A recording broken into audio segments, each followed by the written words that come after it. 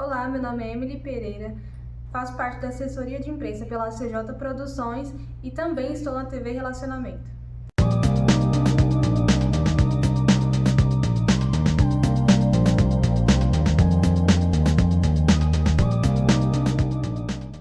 Olá, internautas, iniciamos mais um programa Gestão Executiva. Hoje o nosso bate-papo é na área de Direito. E temos aí então a honra e o privilégio de bater um papo com esse brilhante profissional, Dr. Paulo Teófilo. que tem 4 nomes tão grandes, né? A gente abrevia um pouco, coloca o pseudônimo. Perfeito. Ô Paulo, conta um pouquinho para os nossos internautas onde você nasceu, tá? Um pouquinho da sua trajetória profissional e a escolha da carreira, em que momento que aconteceu. Certo. Um conjunto de problemas, um conjunto de coisas, né? Eu nasci lá no bairro da Moca, aqui em São Paulo, filho de família italiana, tradicional, Sim. né? Mas essa família um pouco humilde, né? A gente não era pobre, mas a gente também não era rico. A gente era aquela classe média que passava dificuldade de vez em quando, oscilava bastante, comum do brasileiro, né? Aquela classe média que oscila, que uma hora tá bem, outra hora abre a geladeira, tem comida, mas tem arroz, feijão e uma mistura só para refeição. Então, assim, pela humildade, eu estudei muito numa escola pública lá perto, que chamava Professor André Xavier Galicho, uma escola estadual. Mas era ótimo, sim. Não. Já não. Quando eu estudei era bom. Na época de vocês era um pouco melhor. Eu peguei até a segunda, terceira série e ainda tava boa. Aí depois teve uma modificação do Mário Covas que não podia mais ter repetência, né? Aí começou a ficar ruim a escola. Já não era grande coisa, mas aí já começou a piorar a escola. Eu peguei bem essa época, bem que eu estava nos primeiros anos, né? Eu nasci em 86, hoje eu estou com 38 anos, então eu entrei na escola, se não me engano, em 1993, que eu ingressei na escola. Acho que em 95, por aí que começou esse negócio de não poder mais repetir. Olha como é que tá a minha memória, hein? Se me perguntar comigo no almoço, eu não sei, mas isso daí eu vou lembrar. Porcaria, eu vou lembrar rápido, né? E nessa brincadeira, passei a vida inteira, não conseguia ir para uma escola melhor, então foi a vida inteira aí. Quando eu já estava com uns 12, 13 anos, eu tinha muita vontade de trabalhar.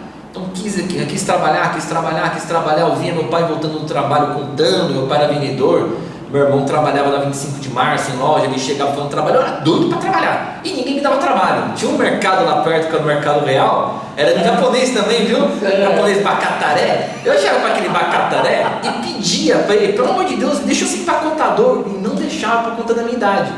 Aí quando deu uns 13 anos, me deu o faniquito.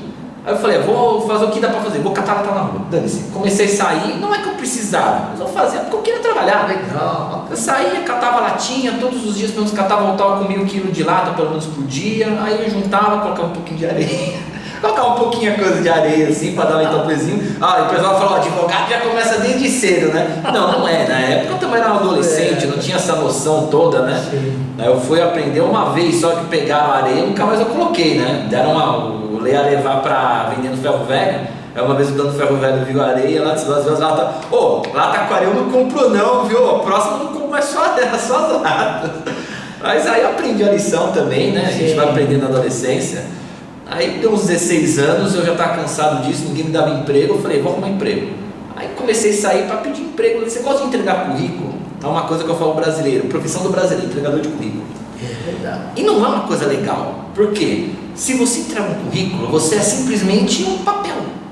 O que eu fazia já naquela época? Eu não tinha currículo, até porque era meu primeiro emprego. Que currículo que eu vou ter se eu não tenho emprego? Nunca tive emprego? Vou colocar lá catador de lata? Faça-me um favor, né? Então é você saber da sua realidade. Uma das coisas que eu falo, você tem que conhecer a sua realidade. Não vou conseguir fazer isso. Então eu passava nas fábricas, lugares da perto de casa, eu falo, quero trabalhar, o que tem pra mim? Não dá. Aí foram me indicando e mandaram para uma fábrica de persiana. Quero trabalhar, o que tem pra mim? Olha, estou precisando de entregador de panfleto, eu faço. Beleza, comecei a fazer panfletagem todos os dias. Aí quando não tinha panfleto, no começo ele falava, não, você fica em casa, eu vou te dar o dinheiro. Pô, caramba, o cara ganhou até uma consideração minha. Aí depois, olha, você faz o seguinte, quando tiver panfleto, fica aqui, ajuda na linha de produção meu período. Show de bola. E ajudando lá, isso ganha experiência de vida, é uma coisa que eu falo para os jovens hoje, né? Os jovens só querem, eu vou estudar. Você tem que estudar e trabalhar. trabalhar. Exatamente. Tem um ditado que fala assim, uma espada na bainha enferruja. Se você não sabe usar, não serve para nada. Então não adianta você estudar e você não saber o que aplicar o seu estudo. E já desde criança, né, minha mãe falava que ela gostaria que eu fizesse o direito ou medicina. E eu ia pendendo para esses dois. Aí quando chegar para o vestibular, você encara a sua realidade. Eu tenho condições numa escola pública, com uma família humilde, de fazer medicina? Não. Então, é a minha realidade. Tenta a USP. Cara, eu saí de uma escola pública. Tinha gente que estudava comigo, que se formou, que não sabia fazer uma redação. Então, a minha realidade é essa. Eu não vou conseguir entrar numa faculdade pública, nem lascando. Pessoas às vezes que estão em escola particular, etapa, objetivo, estudando há anos, fazendo cursinho, às vezes rala para entrar. Eu, sendo escola pública, eu vou fazer? De jeito nenhum, não vou perder tempo. Vou para uma particular. Onde eu posso pagar? Eu posso pagar uma escola para uma faculdade particular de direito.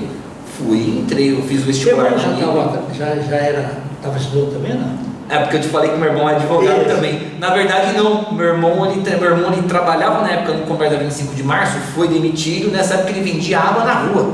Que legal. Ele estava vendendo água no farol. Então a gente é de família trabalhadora, nunca paramos de trabalhar.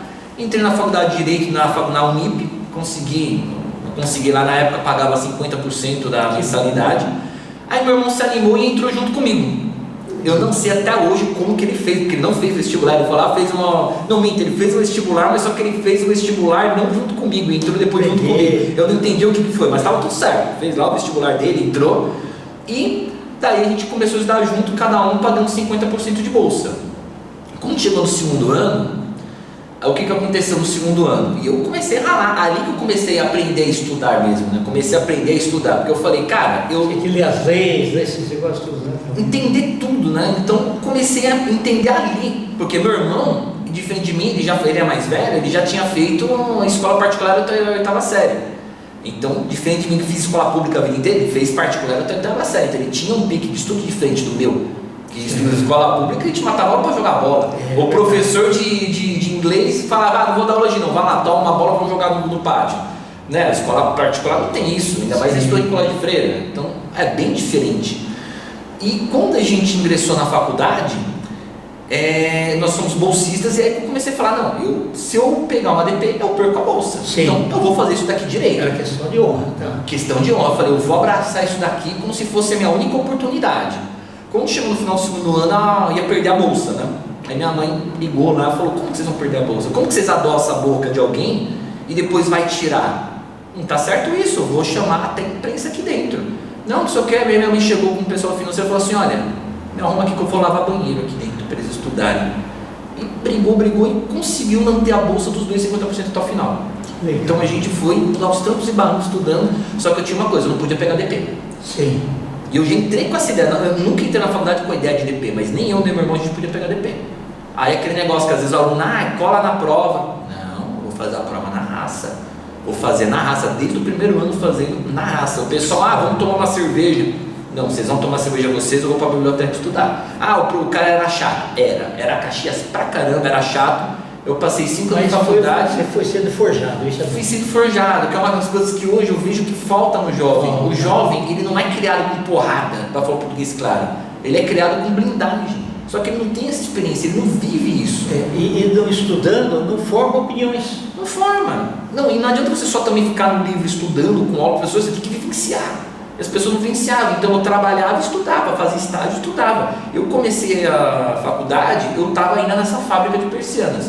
Quando chegou no segundo ano, eu já queria um estágio. Aí eu falei, quem vai me dar um estágio? Eu tinha 19 anos, quem vai me dar estágio? 19 não, tinha 18 anos ainda, eu ia fazer 19, que eu fazia 9 em março. Quem vai me dar estágio? Ninguém quer estágio. Meu irmão já tinha conseguido, porque ele era mais velho do que eu, já tinha conseguido um estágio. E ninguém queria me dar estágio. Eu falei, o que eu vou fazer?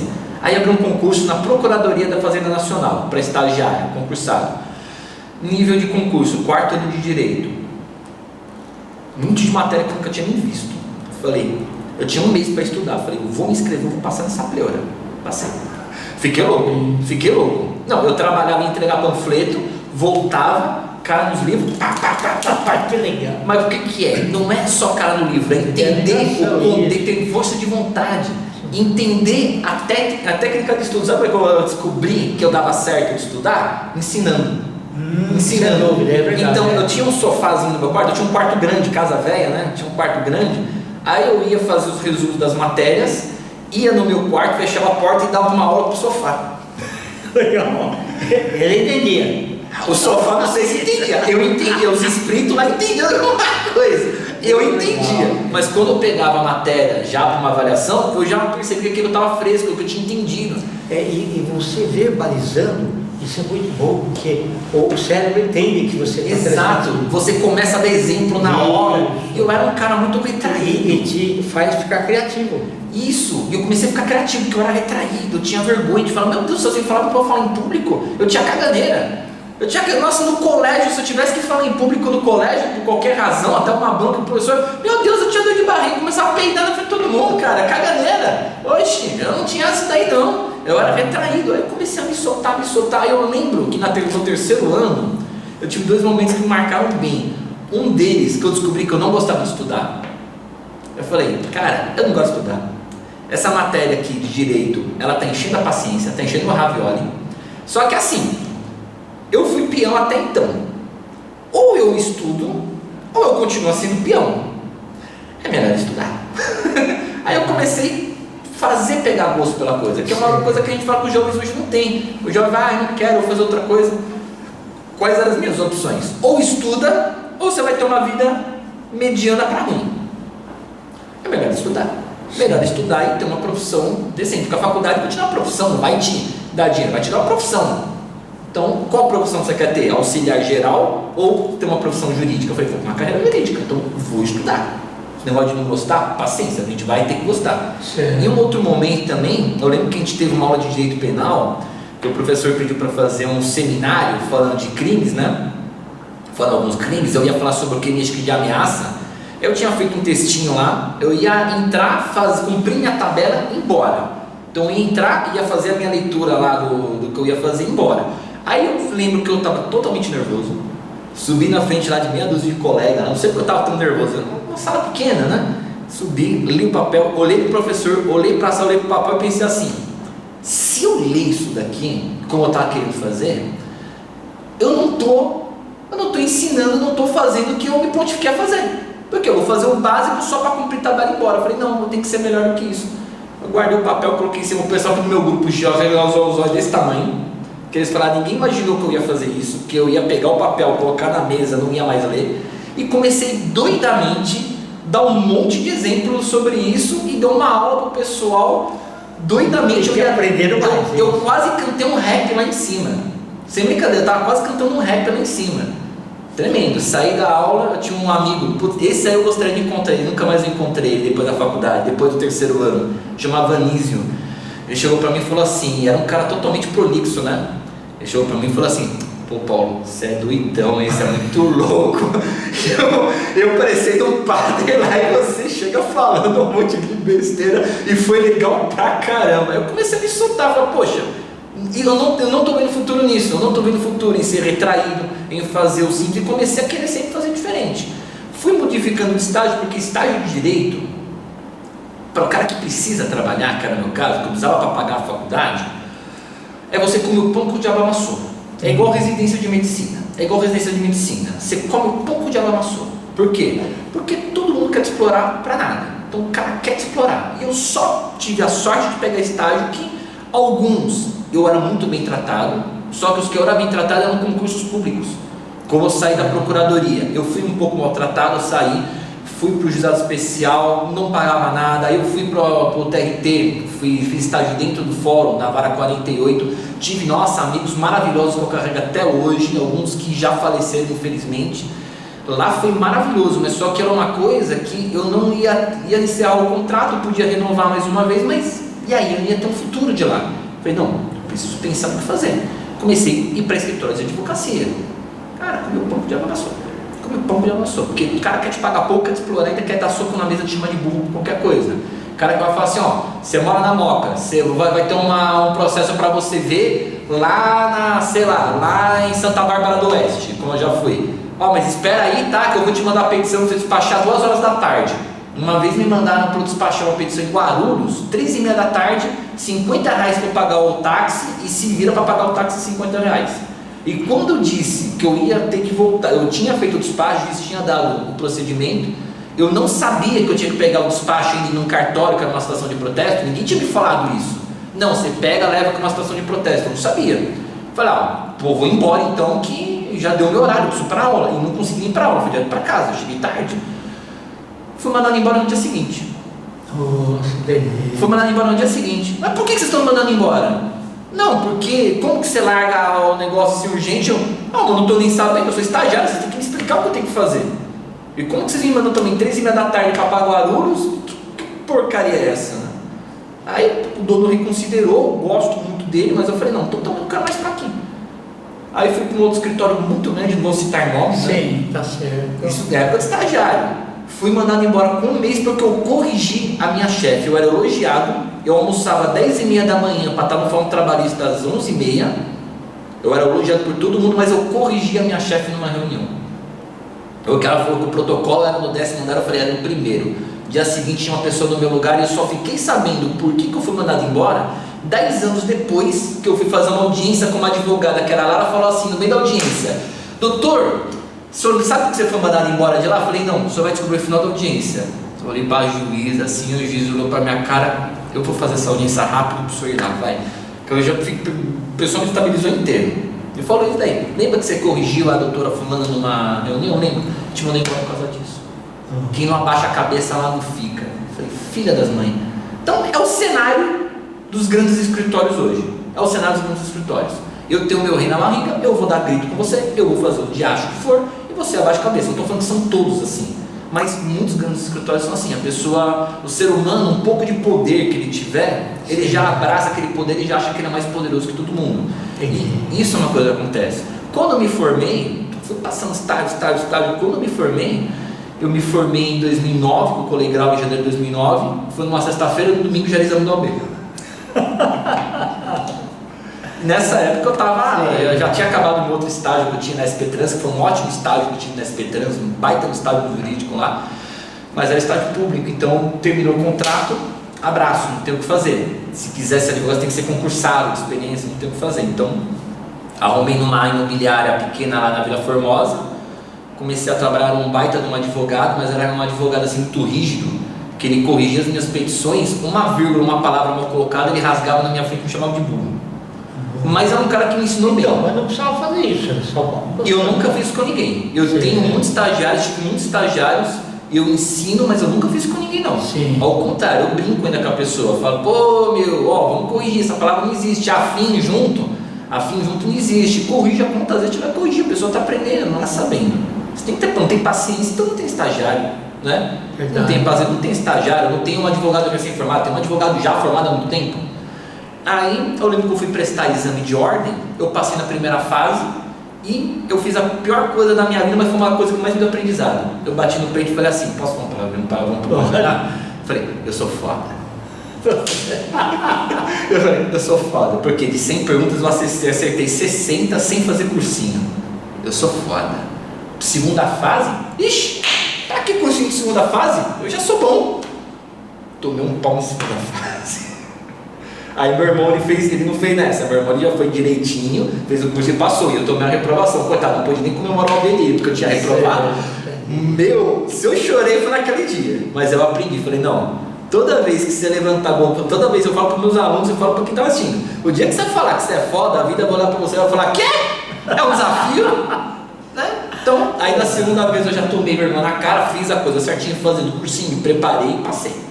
Aí beleza, aí toca começar a trabalhar em escritório de advocacia. Mas aí já melhor, né? Quanto que você, 2009, 2010, vamos lá. Quanto que você quer ganhar? Quanto que você vai pagar? Eu te pago R$1.200. Porque só tem disso, né? Aí depois sai de um, começa a zoar, eu saio, vou pro outro. Quanto que você vai pagar? Vou te dar R$1.500. Eu fui para um que pagava R$2.200 para eu cuidar de mais de 2.000 processos. Falei, não dá. Eu vi advogado do meu lado lá entrando 6 horas da manhã, saindo 10 horas da noite, sem ganhar hora extra. Eu falei, não quero isso pra mim não. Ficar cara no computador o dia inteiro, você sentar, cara no computador, para almoçar, volta, cara no computador, até hora de ir embora, tem que fazer hora extra remunerada e os caras tudo desorganizados. Eu falei, não quero isso pra mim não, cara. Pedi as contas. Eu falei, não, aquilo, desculpa, agradeço, desculpa que eu tomei a vaga de alguém, eu falei que eu aceitava, mas eu não vou ficar aqui. Não tenho condição. Fui para outro lugar, escritório pequeno, também largavam coisa nas minhas costas, aí vão falar para mim que vou perder cliente por causa sua. Eu falei, não, então estou indo embora também. Isso em 2011. Aí eu comecei a falar, poxa, o que eu vou fazer da minha vida, né? Porque eu vou ficar entregando currículo para os outros para ficar pagando pau toda hora? A parte empreendedora já estava te cutucando. Aí eu falava a maldita frase que o brasileiro fala, e eu já falei essa frase, e eu abomino quem fala essa frase hoje. E eu já falei essa frase, nessa época eu falava, e eu abomino quem fala. O que é? Eu prefiro ganhar aquele dinheiro, mas eu sei que todo mês pinga na minha conta do que arriscar e não ter. Verdade. Todo brasileiro fala isso. Todo brasileiro fala isso. Eu abomino quem fala isso, e eu já falei. Então eu posso falar com propriedade que eu abomino isso. Por quê? Quando eu saí desse último escritório, tinha uma pessoa que me ofereceu para fazer audiências freelancer. Eu falei, poxa, não dá, porque eu tenho que tomar segurança, que eu tinha prestação de carro para pagar com muito esforço. Eu comprei um Corsinha 97 com muito esforço, ajudava em casa, meu pai desempregado, ajudava em casa, então eu estava esgoelado, não tinha para onde correr. Quando eu perdi esse último emprego, no dia seguinte me ligaram desse cara que eu tinha rejeitado. Falou assim, Paulo, eu sei que você tinha rejeitado, mas você pode fazer uma audiência? Eu falei, agora eu estou desempregado, posso.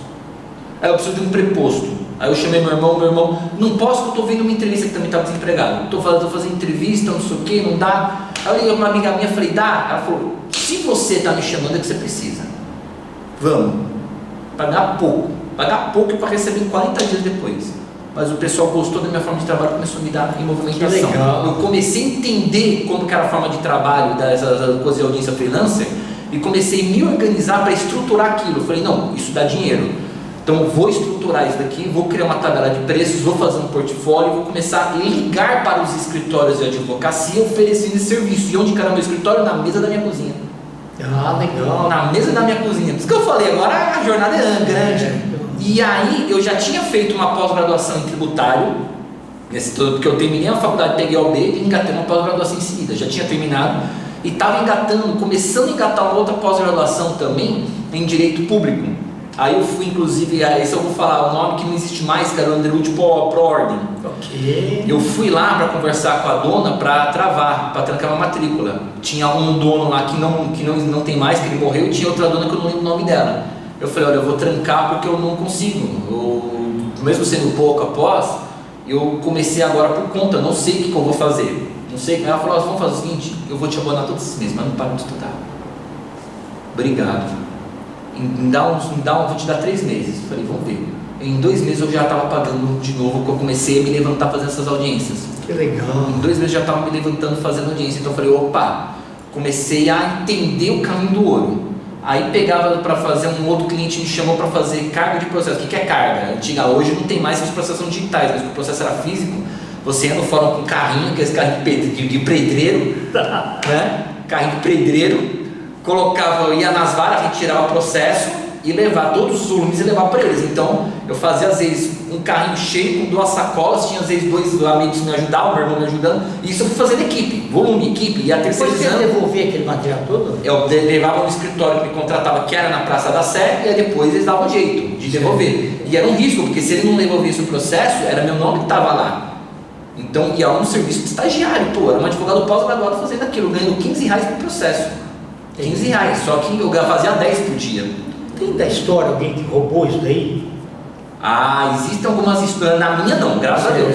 Mas existem histórias de pessoas que sumiram com o processo. Existem sim. Tem uma história antiga, bem antiga essa daqui, que era uma execução de cheque, e antigamente, como o processo era físico, você tinha que juntar o cheque, porque o cheque era o principal. Sim. Se não tivesse o cheque, não tinha. Isso. E era colocado lá. Aí foi um senhorzinho lá para pedir para olhar o processo, porque o processo é público, tá, gente? O processo é público. Qualquer pessoa pode chegar no balcão do fórum e pedir para olhar o processo. O cara foi, ele estava com o óculos fundo de garrafa, ele ficou assim, na cara, e devolveu o processo. O que descobriram depois? Nunca pegaram ele. O que perceberam? Que estava molhado assim de lambida.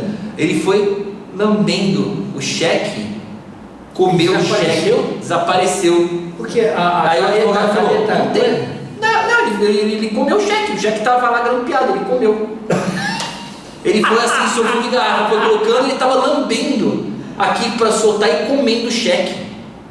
Aí depois desapareceu o cheque. Desapareceu. Aí qual que foi a defesa? Não, tá pago, não tem nem cheque aqui. A dívida tá paga, não tem cheque aqui, prova, cadê o cheque? O cheque tá no processo, porque o cara comeu. O cara comeu o cheque. Essa é uma lenda, uma história bem antiga. Foi acho que da época de 80, sei lá, mas é bem antiga essa história. E assim, terminado, comecei a empreender fazendo uma estrutura de advocacia de apoio, né? Então comecei a falar, não, quinta e sexta eu vou captar cliente. Então eu ficava entrando em contato com os escritórios, oferecendo serviço de diligência, tudo. Organizei aquela bodega, montei equipe de trabalho também freelancer. E o que eu ganhei? Ganhei que eu fui parar no hospital com a pressão 18/10. Aí eu falei, quantidade não dá certo trabalhar não. Aí fui indo, comecei a dosar um pouco mais, arrumei uns clientes melhores para fazer audiências. Então, eu fiquei um tempo, aí depois vinha muito cliente trabalhista. Eu odeio o trabalho. Até hoje eu não gosto. Mas vinha muito cliente trabalhista. O que eu fazia? Eu fazia uma pós-vida de trabalho. Eu fazia uma pós, porque eu preciso disso. Eu preciso saber, ainda bem que eu fui, porque eu estava fazendo cagada e não sabia. Então ainda bem que eu fui fazer uma pós. Fui estudar. No mesmo lugar, pós barata, vai fazer pós para se especializar. Fui fazendo. Então cheguei no ponto que eu estava com uma carteira pequena de clientes que iam me procurando, boca a boca, e o freelancer pagando minhas contas, fazendo às vezes algumas diligências de cópia de processo, não mais aquela merda de carga, desculpa a palavra, aquela porcaria de carga, e fazendo audiência, mas eu comecei de algum jeito. Aí eu precisava de um espaço para trabalhar, tinha uma imobiliária do lado da minha casa, assim, Sãozão pra rua, eu falei, eu alugo uma sala para mim aí, vai no espaço, o cara falou, 300 conto por mês. Eu vou te dar 300 conto por mês para montar um espaço aí, cara. Não tem escolha, vai sair mais barato do que eu alugar outro espaço. Bora. Na época não tinha co-work, né? Existiam os co-works na época, nunca tinha feito isso, não existia isso na época. Vai existir muito depois. Aí eles mudaram para um outro sobrado, lá na esquina da minha casa, e eu tinha uma sala própria, aí foi bom, eu tava com o sobradão. Só que aconteceu, a locação estava no meu nome também, estava no nome meu de sócio, e o sócio não estava pagando o aluguel e não me falou.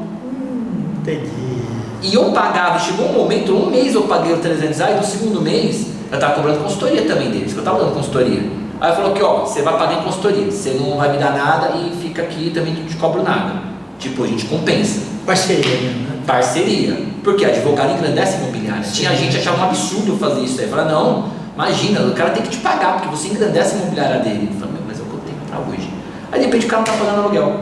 Aí foi um rolo do caramba. Muitos anos depois, né, foi um rolo do caramba isso daí.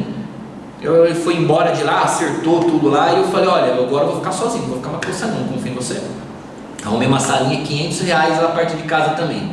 Já estava mais ou menos estabilizado, né? Já tinha conseguido comprar meu próprio apartamento. Isso tudo, já tinha comprado meu apartamento, já tinha ajudado, já estava ajudando a minha mãe, já tinha trocado de carro 2 vezes, estava com um carro hatch, mas um carro até um pouco mais novo, que era um Etios na época, um Etios seminovo.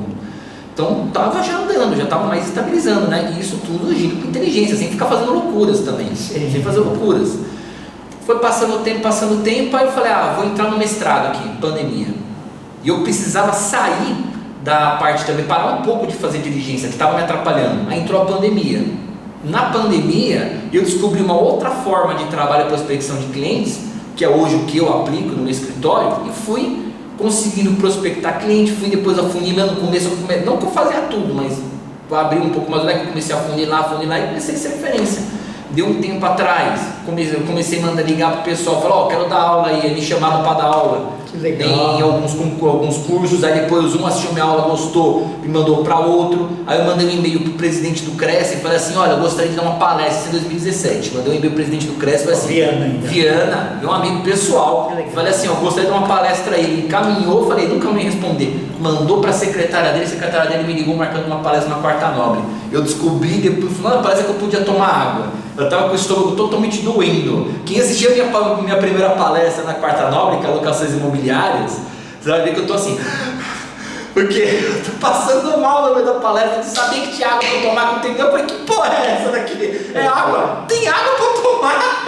E eu passando mal de adrenalina. Aí gostaram, começaram a me chamar várias vezes. Eu cheguei depois o diretor e falei, olha, e pô, tem um programa aí.